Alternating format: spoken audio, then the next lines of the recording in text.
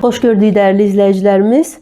Stop Narkotik televiziyasının növbəti layihəsi ilə görüşünüzə gəlmişik. Bugünkü qonaqlarımızdan birini yəqin ki artıq tanıyırsınız. Deniz Qırlə. Onunla biz həmsöhbət olmuşuq layihələrimizdən birində.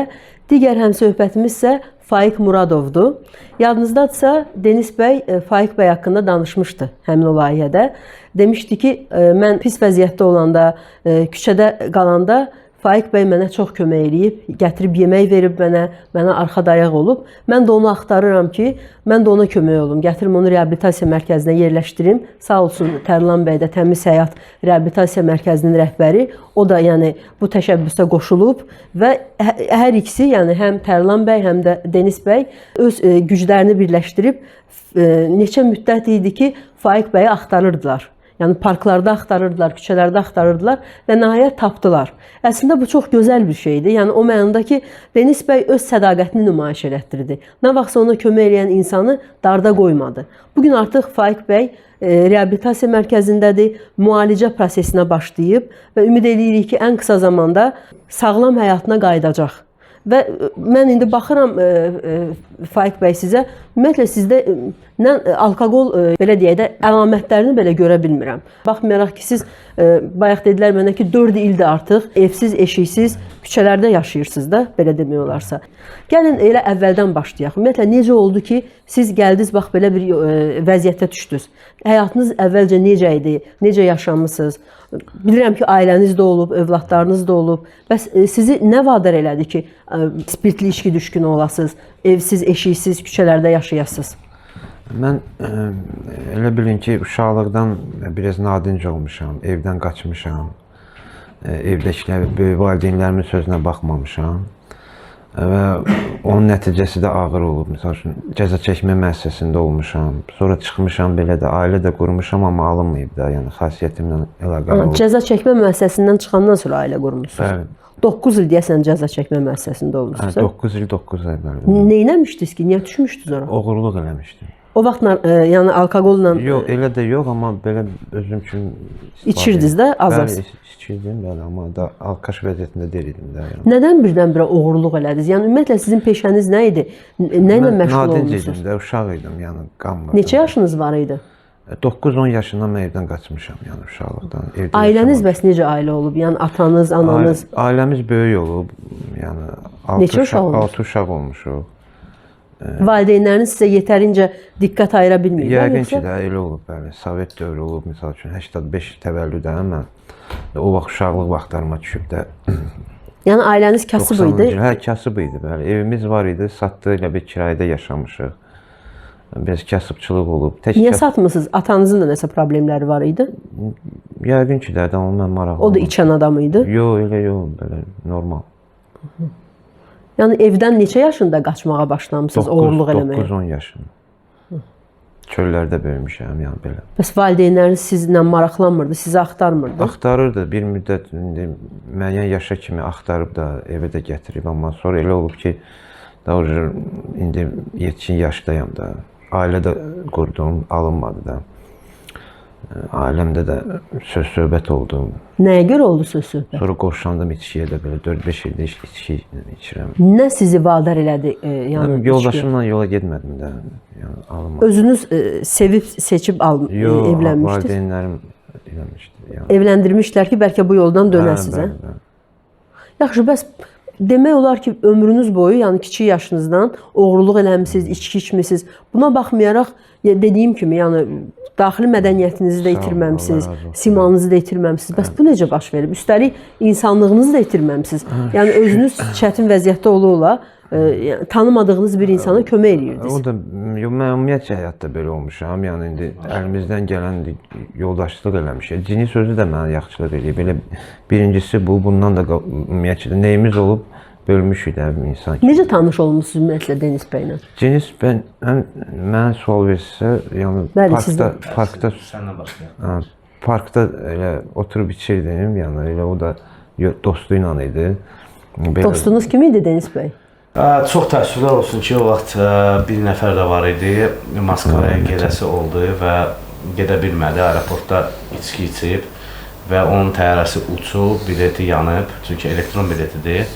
Qayıdıb o da çöldə başladı qalmağa. Çox gözəl bir insan idi, Emin. Çox təəssüflər olsun ki, bu içkiyə görə bu rəhmətə gedib.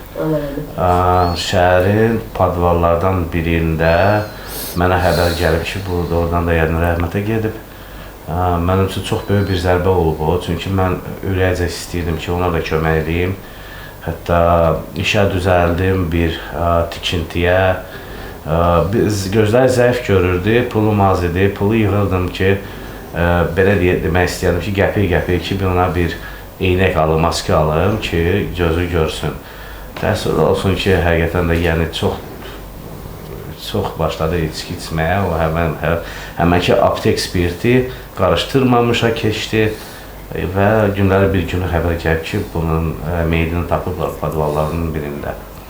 Oyunun gəldim ki, biz çıxmışdıq, biz də bir də gördük bir skameykada şəhərin parklardan birində Faiklə rastlaşdıq.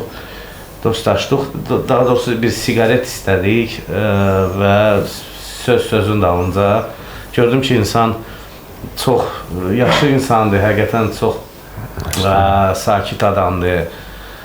Belə danışdıq, ondan sonra da mən gördüm ki, bu insan həqiqətən də hər bir şeyi mənlə bölüşüb, bölürdü, çətinlik olanda, baxmayın da, bu çöl həyatı çox çətin bir şeydir. Momentlər gəlir ki, bəzi momentlərdə insan çox sıxılır, çıxılmaz vəziyyətin çıxış yolu görmür, özünü başlayır qınamağa və bu momentlərdə doğrudan da belə insanlar lazımdır ki, hansı kimə bir dərdini danışarsan, biraz münasibətdə olarsan, biraz deyib danışarsan həyatından, belə deyərdim. Və biz də ondan sonra da demək olar ki, telefonumuz da yox idi, bir-birimizi tapa bilmirdik, amma Allahın köməliyi ilə necə cür bir-birinin qabağına çıxırdıq hər gün. Bu insan da haradasa nəyi var idi, yemək idi. Hətta deyirdiniz ki, bölürdü bizlə. Bəli, restoranda, yəni doğruda mən utanırdım restoranlarda yemək istəməyə və Faiqi tanıyırdılar. Çünki azdan çoxdan 4 il bu adam çöl həyatı yaşamışdı və gətirirdi, hətta bir balaca da olsa o yeməyin tam yarıdan bölürdü məndən.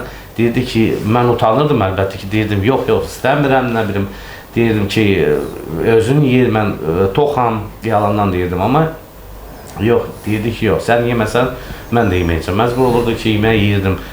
Danışırdı, mən də danışırdım ki, mən xarici ölkələrdə olmuşam, gəlmişəm və mən həmişə sakitləşdirirdi ki, vaxt olacaq, hər şey yaxşı olacaq, sən düzgün motivasiya verirdi, düzgün yolu addım atacaqsan.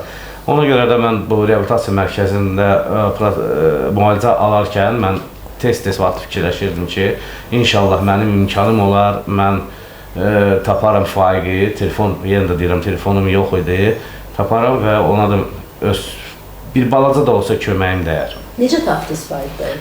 Çox böyük bir müddət axtarırdım mən. Deməli bir 20 günə yaxın şəhər mərkəzinin demək olar ki, bütün küçələrdə bir 7, 8, 9 dəfə də elə olub ki, keçmişəm, dəyişmişəm parkları, hər parkın bir skameykalara baxa-baxa, yüzlərinə, diqqətlə baxa-baxa birdən bu insan dəyişilib. Axtarırdım, soruşurdum və birdən bax ilahi qüvvə də 20-ci gün mənim elə bir gecələr də gəzirdim, axtarırdım onu. 20-ci gün gələndə bir də gördüm ki, həqiqətən də parkda oturub, inanmadım gözümə, yaxınlaşdım, dedim. Mənə zarafat Çavçersko deyirdi. Çavçersko, mən Moldavan olduğum görə, həmişə Çavçersko gəldi və birdən gördüm ki, dedim, Faiq, sən misin? Dedi, hə, mənəm, dedi, Çavçersko, sən gəldin. Belə də rastlaşdıq və həmən dəqiqə mən Təmiz Həyat Reabilitasiya Mərkəzi mənim dostum, qardaşımı Tərlan bəyə yıxdım və sağ olsun, öz köməyi də göstərib, gəldi, götürdü, gətirdi reabilitasiya mərkəzinə və şükür olsun Allaha. 9 gün buradadır, özü yaxşı hiss eləyir, düzəlmə, salma yolundadır. Biraz get-gedə yaxşılaşır. Baxıram, maşallah, gürur duyuram. Allah razı olsun. İnşallah da bu müalicə prosesində də müalicə alar və necə deyərlər ki, düzgün yola addım atar. İnşallah.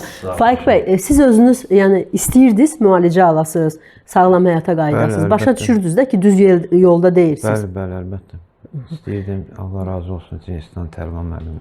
Ümumiyyətlə belə bir şey düşünürdünüz ki, Deniz bəy sizi tapacaq, gətirəcək bura. Demişdi, mənə qabaqcadan demişdi. Elə o hardasa ondan bir müddət qabaq mənə demişdi. Özünü gördüm, dəyişilib gəlib. Sağ olsun. Çox dəyişib, qonaq elədi, mənə biraz yemək, içmək almışdı mənə, sağ olsun. Bir dənə də söz demək istəyirəm ki, yəni mən o ilə görüşəndə bu Faiqlə məni bayaq dediyin ki, məni tanımadı. Nə yaxşı görsənirsən, düzəlmisən, belə ki, çöldə deyilsən, yaxşısan.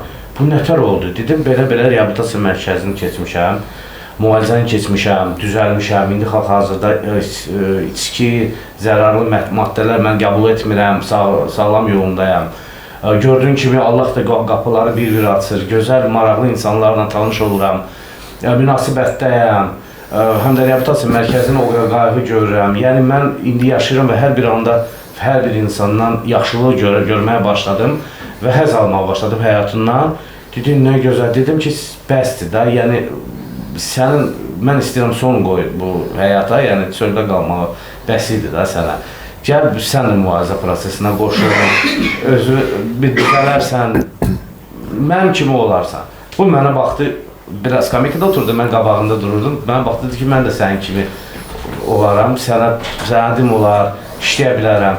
Dedim, hə, yəni mən sənə deyirəm ki, mənə inan. Biz səninlə bu boyda çətin zamanlar bir yerdə olmuşuq, bir çətin zamanlar keçmişik. Yəni bu çöl həyatı yenə də təkrar eləmək ki, çox çətin həyatdır. Yəni ona son qoyaq. Dedi, hə, mən dedim, sağlamaq istəyirsən, doğru yol addım atmaq istəyirsən, dedi, hə, mən addım atmaq istəyirəm. Faiq bəy, siz demək olar ki, yəni uşaqlıq yaşamamısınız da. Məktəbdə də deyəsən 3 sinif oxumusunuz. Oxumuşam, bəli. Amma buna baxmayaraq, bayaq elə Deniz bəy söhbət eləyirdi. Dedi ki, siz 3 dil öyrənmisiniz. Yazıb oxumağı da bacarırsınız, belə başa düşürəm. Rus dilini bilirəm, elə orada 3 sinif oxuyanda öyrənmişəm. Bir də Azərbaycan dili də. Yazıb oxumağı da bacarırsınız. Bəli. Yəni necə oldu ümumiyyətlə? Bax, gəldiniz, küçəyə gəldiniz, düşdünüz. Hər halda ailə qurmuşdunuz, eviniz, eşiyiniz yəqin ki var idi də, hardasa yaşayırdınız. Hardasa işləyirdiniz yəqin ki. Malyaram, özüm yəni ev ustasıyam. Evlərdə işləyirdiniz. Öz eviniz var idi? Yox, kirayə yaşayırdım. Kirayədə. Övladlarınız var? Bəli, 2 oğlum var. Allah saxlasın. Hardadır indi bəs övladlarınız? Anası ilə. Hardadır bəs anası, bilirsiniz? Anası evində olardı, Lənkəranlıdır. Lənkərana köçüb gedir. Yəqin ki də oralıydı. İndi övladlarınızı hər halda axtaracaqsınız da buradan çıxanda, maraqlanacaqsınız. Yəqin ki də imkan, yəni anası istəmir görüşməyə uşaqla mənim. Amma indi Allah qismət eləyər əlbəttə uşaqlarla görüşər. Neçə yaşları var övladlarınızın? 2010-dur, 2012-dir də, yəni neçə il 14, 16. Artıq yeniyetmədilər. Bayaqki o sualıma qayıtmaq istəyirəm. Yəni biz artıq neçə vaxtdır da bu cür insanlarla ünsiyyətdə oluruq. Alkoqolizmdən əziyyət çəkən, narkomaniyadan əziyyət çəkən. Yəni onların əvvəlki vaxtları ilə indiki vaxtlarına baxanda çox böyük bir fərq var. Siz cəmi 9 gün burdasınız yəni. Və baxanda da elə bir xüsusi bir fərq yoxdur yəni. Sizdə yəni deyim ki, çox pis vəziyyətdə idiniz, indi düzəlmisiniz. Ola bilsin indi biraz düzəlmisiniz, biraz daha yəni kökəlmisiniz belə deyək. Amma yəni elə bir xüsusi bir dəyişiklik yoxdur. Bu nə ilə əlaqədardır? Yəni çox içmirdiniz, yoxsa nə məsələdir? İçirdim. Çox gün, hər gün 2-dən 3-dən spit içirdim ən azından. Prosta fikir eləməmişəm də. Yəni fikirləşmişəm ki, taleyin işidir də, indi alınmadı, ailə də alınmadı. Qadındır da xasiyyət tutmayanda tutmur da. Belə düşünürəm. Yəni onun fikrini eləməmişəm də. Fikirləşmişəm ki, Allah verdiyi payda yaşayıram, pis yaxşı. Yəni Allahın ümidinə buraxmısınız da həyatınızı. Bəs ümidiniz var idi ki, nə vaxtsa həyatınız dəyişəcək yaxşılığa doğru? Yox, elə bir fikir, ümidim yox idi. Yox, çöldə qalan insanım. Yəni belə bir cinisi nəzərə almasaq, yox, elə bir ümid. Taleyinizlə barışmışdınız? Bəli, əlbəttə barışmışdım. Bəs necə yaşayırdınız? Qışı var bunun, yayı var, payızı var, yağışı var. Sonra o paltarlar yığmırlar. Bu indi təzə çıxmış deyə çəhrayı butkalar var idi. Onun içində qalmışam.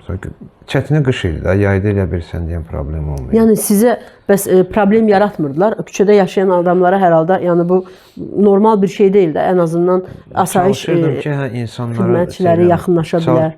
Belə çalışırdım ki, insanlara zərər yetirməyim də, yəni mümkün qədər qırağa çəkilirdim. Yəni belə. Bəs yemək, içmək sizə kim verirdi? Deniz bəy deyir, restoranlardan yemək götürürdü. Restoranlardan alırdı, sonra qablar yığırdıq. Yəni restoranlarda sizə pulsuz yemək verirdilər. İndi eləsi var verirdi, eləsi var vermirdi. İstəyirdik, o qədər restoran var ki. Bəs nə o pulsuz deyirsiniz qablar yığırdınız. Hansı, yəni nə qabları idi o? Aparırdınız, satırdınız o qabları? Dəmir qablar, pivə qabı, sonra xel qabı, pivə qabları, bu alüminium qabları yoxdur mu? Bizon qabları. Yəni ümumiyyətlə bu yığırdı. Qaybul məntəqələri var idi Qaybul məntəqələri. Ora təqdim edirsən, pul əldə edirsən, belə. O pulla da gedib içki alırdınız. Həm içki, həm də dolanırdıq da. Hər halda yəqin ki, ucuzlu içki içirdiniz də. Hə də, 70-80 köpüydü də spirt. Aptek spirti də içirdiniz. Bəs o sizə pis təsir eləmirdi? Yox, öyrəşmişdi də. Ona imkanımız ona çatırdı onun üçün.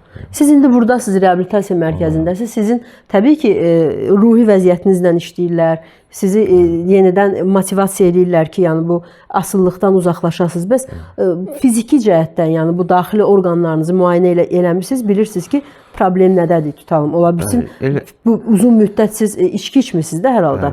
Hansısa bir ciyərinizdə problem ola bilər, ya ürəyinizdə, hansısa bir daxili orqanınızda. Elə ciddi problemim yoxdur, şükür Allaha. İndi idmana zada da qoşulmuşam, amma əvvəl o şey yox idi məndə. Yəni çöldə olanda belə cəld hərəkətlər eləyə bilmirdim, yəni çox yorulurdum. Amma indi yavaş-yavaş özümə gəlirəm. Müayinə eləyiblər sizi? Belə normalam, belə yoxlayıblar, normaldır, hər şey yaxşıdır. Yəni bugün sizə motivasiya verən nədir? Bax, bugün sağalma prosesindəsiniz də. Nədir motivasiyanız? Buradan çıxanda nə düşünürsünüz? Həyatınızı necə quracaqsınız? Cəmiyyətə qoşulmaq istəyirəm də. Qoşulub nə etmək istəyirsiniz? Hansı peşənin sahibi olmaq istəyirsiniz? Yenə malaram, öz işimlə, gücümlə məşğul olmaq istəyirəm, belə başqa. Yəni övladlarınıza qovuşmaq, onların həyatında iştirak eləmək. Tam qovuşmasam da, belə də, qıraqdan, əlbəttə istəyirəm, övladlarım da istəyirəm qovuşum, əlbəttə. Nəsə dəstək olun, mən də onlara. Əsasən elə övladlarımı fikirləşirəm ki, onlara hansısa istər maddi olarsa maddi, olmaz mənəvi nəsə dəstək eləyərəm də, nə imkanım olar onun. Əsasən də maddi çalışaram dəstək olun uşaqlarıma. Onlar da mən kimi gedib hansısa pis yola düşməsinlər. Yəni uzun tərbiyələrini verməyə çalışaram inşallah. Uzun müddət siz belə deyək də, yəni normal həyatdan uzaqda olmusunuz. Normal belə deyək də, hətta çarpayıda yatmamısınız, normal yemək yeməmisiniz. Və burada sizlə necə rəftar edirlər? Yəni o bütün o ehtiyacınız olan həmin o qayğıdır, diqqətdir, yeməkdir, yatmaqdır. Yəqin ki, hamısını qarşılayırlar. Bəli, bu sizdə hansı hisslər yaradır? Bu məndə çox ülvi hisslər, yəni necə deyirlər, insan edə biləcəyi ən xoş hisslər yaradır. Yəni çox insan mənə yaxşılıq eləyib. İndi çöldən keçəndə adam var 5 manat verib, 3 manat verib, məsəl üçün yaxşılıqlar eləyiblərdi. Amma bu yaxşılığın əvəzini ancaq Allah verə bilər. Mən məsəl üçün onlara onu ödəyə bilmərəm. Tam təmənnasız sizə kömək edirlər. Mənə tam təmənnasız kömək olunub. Allah cinsindən razı olsun və bütün Tərlan müəllimdən hamısına razı olsun. Yəqin ki, mən də yaxşı əməlimlə ümumiyyətcə ödəyərəm onu, yəni belə. Bu sizin boynunuza çox böyük bir məsuliyyət qoyur əslində. Hər kəs sizin qədər şanslı olmur ki, yəni bax belə bir həyatın dibindən sizi dartıb çıxardıblar sözün əsl mənasında və təmənnasız sizə kömək eləyirlər, kömək əllərini uzadıblar. Bugün sizin üçün hər cür şərait yaradılırlar ki, siz yenidən normal həyata qayıdasınız. Əgər yenə də bunu qiymətləndirməyib, həmin o həyatınıza qayıtsaz, həm özünüzə xəyanət eləmiş olacaqsınız, həm də bu insanlara xəyanət eləmiş olacaqsınız. Hər halda bunu dərk eləyirsiniz. Bəli, əlbəttə dərk eləyirəm və əmin etmək istəyirəm ki, sağ olsunlar. İndiyə kimi kömək olublar. Bundan sonra da olarlar. Əziyyətini yerdə qoymaram onların inşallah ki. Və indiyə kimi də sağ olsunlar. Bütün o dediklərinizin hamısı həyatda da var. Yəni istər dərs yazıram, misal üçün yazmağı, pozmağı təzədən öyrənirəm. Yəni bunların hamısını keçirəm, oxumaqdır. Allah razı olsun hamısından. Yəni bildiyimi, savadımı da təzələyirəm də yəni. Mən deyərdim, ən gözəl sevinç mənim üçün və Tərlan bəy üçün mən deyərdim ki, ən gözəl bizim sevincimiz o olardı ki, bu insan doğrudan da bu cəmiyyətə sağlam həyata qayıtsın və sağlam həyatı yaşasın. İnşallah elə Ən də olur. gözəl bizim üçün budur. Çünki mən indi də baxıram bu balaca addımların özünə gündən-günə yaxşılaşarkən mən xoşbəxt oluram. Mən baxıram doğrudan da Allahdan şükür edirəm ki, bu insan get-gedə cəmiyyətə doğru gedir, həyata doğru gedir. Mən fəxr edirəm həqiqətən də belə insanlarla. Faiq bəy, yəni çox narkotik asıllardan eşitmişik ki, bu sağalma prosesində müəyyən mərhələlərdən keçirlər. O bədənləri ağrıyır, o ağrıdan çıxırlar. Psixoloji cəhətdən, yəni bunlarda katarsis prosesi gedir. Yəni həm düşüncələr təzələnir. Yəqin ki, alkoqoliklərdə də eyni vəziyyət yaşanır da. Siz də uzun müddət alkoqolizmdən əziyyət çəkmirsiniz. Qanınız zəhərlənib, orqanizminiz zəhərlənib və bu 9 gündə siz içki içmirsiniz. Hansı mərhələlərdən keçdiniz? Ən çətin məqamlarınız nə oldu? Ən çətin o gələndə istəyirsən də, yəni istər-istəməz hər gün onun ki asıllıq var idi də. Hər gün onun ki istifadə edirsən, yenə istəyirdim.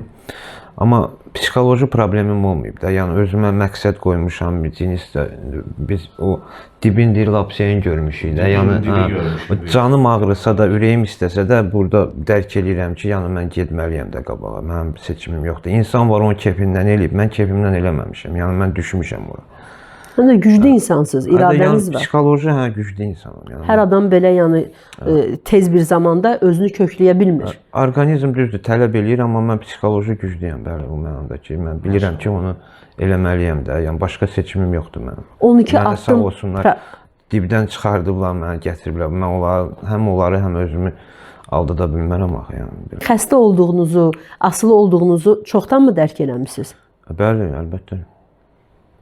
Yəni başa düşürdünüz ki, xəstəsiz, asılısınız, amma başqa yolunuz yox idi, belə deyək. Başqa yolum deyək. olmayıb, bəli mənim. Yəni ora düşmüşəm də mən. O içməsəm misal üçün insan fikir içirdim, xəyallarım, fikrim dağılırdı. Günümü keçirdirdim də ilə içində yaşayırdım. Reallıqdan qaçırdı ki, o fikirlər, negativ fikirlərdən qaçırdı bu insan. Ona görə istifadə edirdi.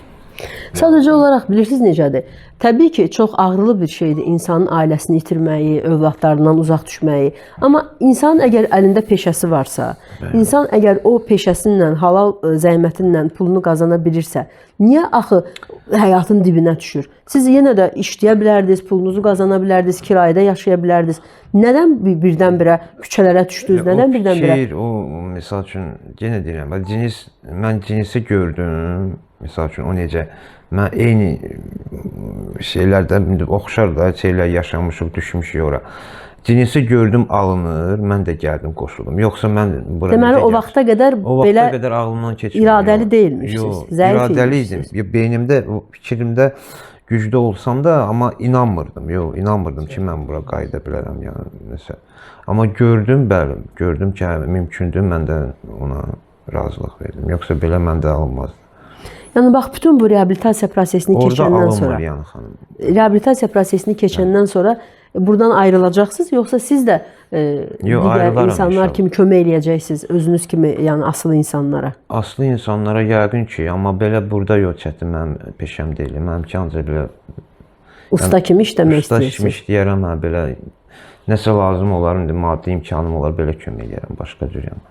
Yəqin ki, məndə alınmaz. Məndə o istedad yoxdur, yəni onun kimi. Sizə uğurlar diləyirik. Çox sağ olun, xanım. Bu sağalma prosesində inşallah ki, axıra qədər gedəcəyinizə inanırıq. Tərlan bəy də sağ olsun ki, sizi təmənnasız burada saxlayır, sizin üçün hər cür şərait yaradıb. Sağ olun. Biz də, yəni, mən də ilk növbədə, yəni, öz tərəfimdən də sizə də təşəkkürlər, minnətdarlıq bildirmək istəyirəm ki, yəni, bizdə Azərbaycandan belə bir layihə var, belə bir proyekt var.